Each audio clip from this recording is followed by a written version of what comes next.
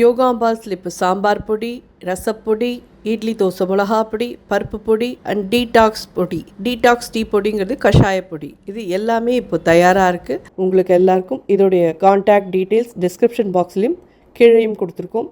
WhatsApp number அது வழியாக நீங்கள் உங்களுக்கு என்ன தேவையோ அதை தொடர்பு கொண்டு நீங்கள் பதிவு பண்ணிடலாம். அதை அனுப்பி வைக்கிறதுக்கு நாங்கள் கடமைப்பட்டிருக்கோம். வணக்கம், நான் உங்கள் அபிமான யோகாம்பால் சுந்தர். இன்றைக்கி என்ன பார்க்க போகிறோம் அப்படின்னு சொல்லி கேட்டீங்கன்னா, இப்போ சக்கரவள்ளிக்கிழங்கு சீசன். இதில் நம்ம என்னெல்லாம் பண்ணலாம் அப்படின்ற ஒரு இது இருக்குது. நம்ம லாஸ்ட் இயர் சிவராத்திரியும் போதே 5 விதமான பிரசாதங்கள் பண்ணுறதுல சக்கரவள்ளிக்கிழங்கு போலி எப்படி பண்ணுறதுன்னு சொல்லி போட்டிருந்தேன். பட் அது தனியாக நம்ம தேடினோன்னா கிடைக்கல. நான் தேடினேன்னா எனக்கே கிடைக்கல. அப்படிங்கிறது உங்களுக்கும் கிடைக்காதுன்னு எனக்கு தெரியும். அதனால தான் இந்த தடவை தனியாக சக்கரவள்ளிக்கிழங்கு போலி எப்படி பண்ணுறதுன்னு சொல்லிட்டு எடுத்துருக்கேன் நான்.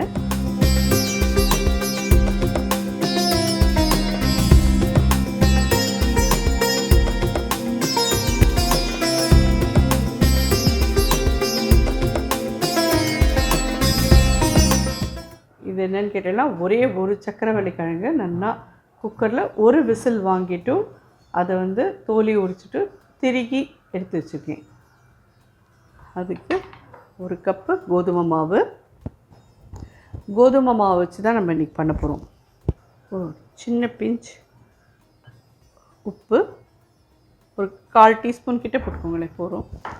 அதே மாதிரி ஒரு சின்ன பிஞ்ச் மஞ்சப்பொடி. இந்த கோதுமை எடுத்த கப்லேயே ஒரு 1/4 கப் தண்ணி எடுத்துக்கிறேன். இன்னும் இது பிசைஞ்சு ஊறினா தான் நல்லாயிருக்கும் தட்டுறதுக்கு.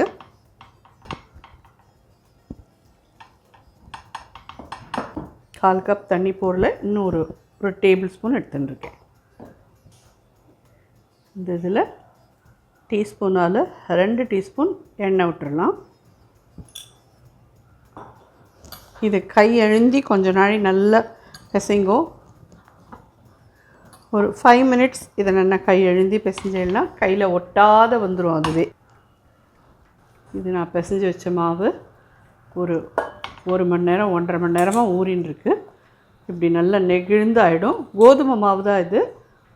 ஸோ இதை வச்சு தான் பண்ண போகிறோம். ஒரு சின்ன டீஸ்பூன் நெய் விட்டுக்கிறேன். இந்த அளவுக்கு ஒரே 1 டீஸ்பூன் தேங்காய் துருகல் போட்டால் போகிறோம். ஜஸ்ட் இது மேல் மாவு வச்சு, அதாவது உள்ள ஸ்டஃபிங் உங்களுக்கு பண்ணி காமிக்கணுமேன்னு தான் நான் ஆல்ரெடி பண்ணி உருட்டி வச்சுருக்கேன். எல்லாம் தெரியும். இந்த மாதிரி கையில் ஒட்டாமல் இருக்கணும். ஆறினப்புறமா ஒட்டாமல் அழகாக வந்துடும். இது இந்த திருகின சக்கரவள்ளிக்கிழங்கு இதில் ஆட் பண்ணலாம். இந்த கப்பால் 1 கப்பு திருகினது இருந்ததுன்னா ஒரு 1/2 கப் கிட்ட வெல்லம் போட்டுக்கிறேன். அது நாட்டு சக்கரை போட்டிருக்கேன். நீங்கள் வெல்லத்தை பொடி பண்ணி போட்டுக்கிறீங்களா? பட் வெல்லத்தில் உங்களுக்கு கல் மண் இல்லாததாக இருக்கணும். அப்போ தான் நல்லாயிருக்கும். அதுக்கு பெட்டர் நீங்கள் நாட்டு சக்கரை யூஸ் பண்ணி பண்ணிடுறீங்கன்னா பண்ணிடுங்க. ஸோ இது ஒரு 10 மினிட்ஸ் கிட்டே ஆகும் இது நல்லா சுருளை வரத்துக்கு. ஏன்னா நம்ம போட்டிருக்கிற இந்த வெல்லம்லாம் நல்லா கரைஞ்சி, நாட்டு சக்கரையெல்லாம் நல்லா கரைஞ்சி கெட்டி ஆகணும். அப்போ தான் ஆறுனப்புறம் நமக்கு ஒட்டாமல் பிடிக்க வரும். ஸோ இது உடனடியாக நம்மளால் பண்ண முடியாது. இருந்தால் நான் முன்னாடி மாவையும் பிசைஞ்சு வச்சுருக்கேன், சக்கரவள்ளிக்கிழங்கையும் அந்த மாதிரி பண்ணி வச்சுருக்கேன்.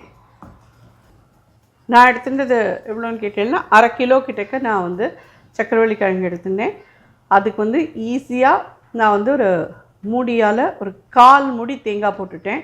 அதுக்கப்புறமா இது மீடியம் சைஸ் தேங்காய் இருக்கு இல்லையா, அதால் ஒரு 1/4 மூடி. நீங்கள் கப்பால் அதாவது மெஷர்மெண்ட் கப்பால் ஒரு 1/4 கப்பு கிட்டே போட்டுரும்போது சரியாக இருக்கும்.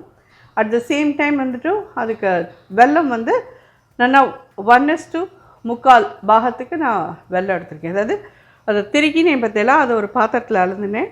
அதால் 3/4 பாகம் கிட்ட வெல்லம் போட்டேன். இதில் ஏலக்காய் பொடி ஒரு 1/4 டீஸ்பூன் போட்டிருக்கேன். இந்த மாதிரி உங்களுக்கு ஒட்டாமல் சுருண்டு வந்துடும். அந்த மாதிரி வந்தப்புறம் இதை எடுத்து வச்சுக்கோங்க. அதுக்கப்புறம் நீங்கள் நல்லா கம்ப்ளீட்டாக ஆறினப்புறமா இதை அந்த மாதிரி உருட்டி வச்சுட்டு அதுக்கப்புறம் நீங்கள் பண்ணலாம். தெரியுறதா? உங்களுக்கு நல்லா இது சுருண்டு வந்துடுது. ஓகே, இது அடுப்பை அனுப்பிச்சிடுறேன்.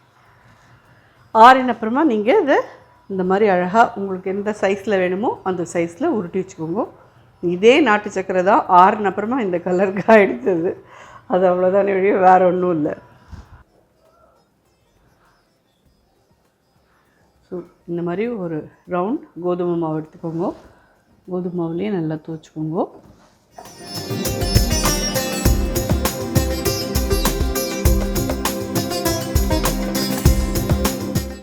இது ஒரு உள்ளே வைக்கலாம்.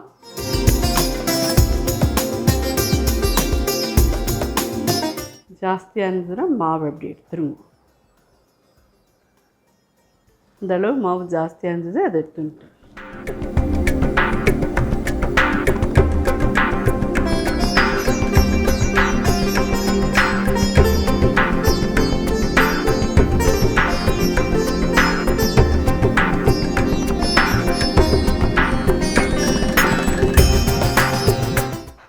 இந்த மாதிரி எடுத்து வச்சுக்கலாம்.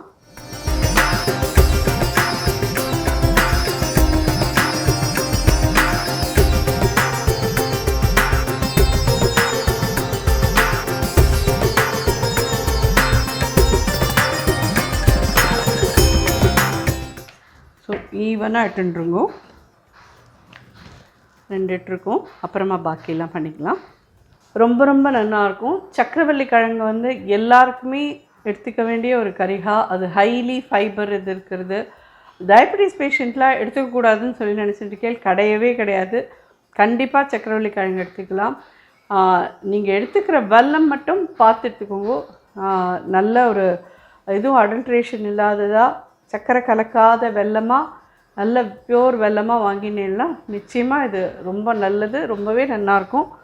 ஒரு போலி எல்லோரும் என்னைக்காவது ஒரு நாள் அதனால் நமக்கு ஒரு ஸ்வீட் சாப்பிடணும் அப்படின்னு ஆசை வரதெல்லாம் ரொம்ப சகஜமான ஒரு இது. அந்த மாதிரி நாளில் இந்த மாதிரியான ஸ்வீட்டை ஈஸியாக பண்ணி எடுத்துக்கலாம். நம்ம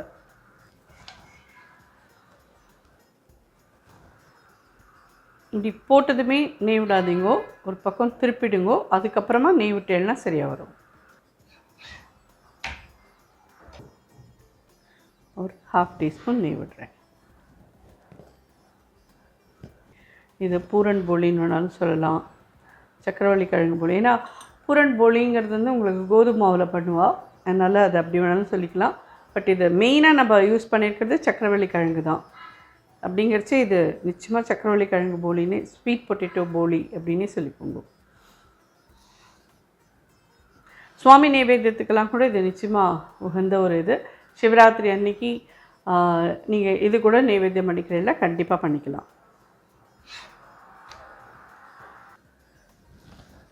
ஒரு 1/2 டீஸ்பூன் நெய் விடுறேன். பண்ணுறதே ஒரு 1/2 டீஸ்பூன் விட்டு பண்ணிவிட்டு அதுக்கப்புறமா நீங்கள் சாப்பிட்றச்சே மேலே வேணும்னா நல்லா நெய் உருக்கி விட்டு பண்ணுறேன்னா பண்ணிக்கோங்க. இல்லை குழந்தைகளுக்கு கொடுக்குறதே நெய் உருக்கி விட்டு கொடுக்குறேன்னா கொடுங்கோ. எப்படி உங்கள் சௌகரியமோ அது. ஆனால் வந்து போலியில் எண்ணெய் விட்டு பண்ணினேன்னா அவ்வளோ நல்லா இருக்காது.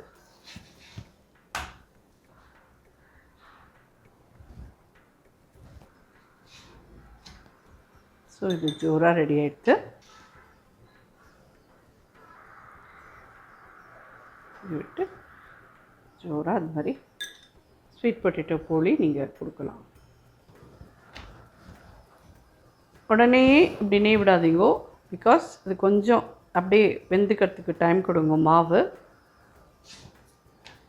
இப்படி போட்டதுக்கப்புறமா இதில் ஒரு 1/2 டீஸ்பூன் நெய் விடுறேன். இது உங்களுக்கு பிச்சு காமிக்கிறேன், அப்போ தான் தெரியும். அவ்வளோ சாஃப்டாக இருக்கும் இது. உங்களுக்கு சக்கரவள்ளி கிழங்கு போலி ரெடி ஆகிடுது. பார்த்தீங்கன்னா இப்படி ஜோராக பிக்க வச்சு தெரியுறதா எவ்வளோ சாஃப்டாக இருக்கு பாருங்க. ஜோரான போலி ரெடி. கண்டிப்பாக ட்ரை பண்ணி பார்த்துட்டு எப்படி இருந்தது எல்லோரும் ஃபீட்பேக் சொல்லுங்கள். நன்றி.